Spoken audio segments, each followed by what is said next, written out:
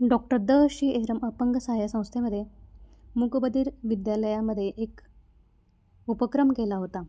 त्यामध्ये संक्रांतीनिमित्त वाणदान फक्त विद्यार्थ्यांसाठी असा उपक्रम होता.